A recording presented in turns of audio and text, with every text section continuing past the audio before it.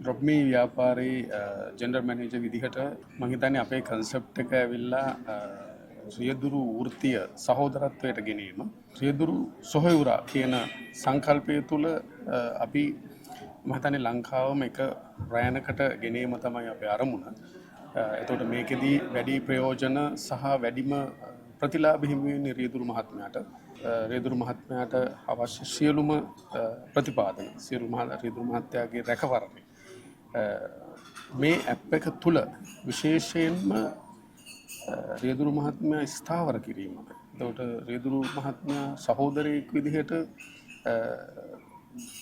අපේ සමාජයට ස්ථාවර කරවීම. ඔහුගේ පවුල, ඔහුගේ දරුවන් කියන්නේ ත්‍රිවිල් කාර්ය කියන කන්සෙප්ට් එකෙන් අයින් කරලා රියදුරු සහෝදරයෙක් විදිහට අපි ඔක්කොම එක රෑනේ කුරුල්ලෝ විදිහට මේ ගමන යන්න ඩ්‍රොප් මී කන්සෙප්ට් එක තුළ මම හිතන්නේ ලොකු සේවාවක් කරන්න අපි බලාපොරොත්තු වෙනවා මුළු ලංකාවටම.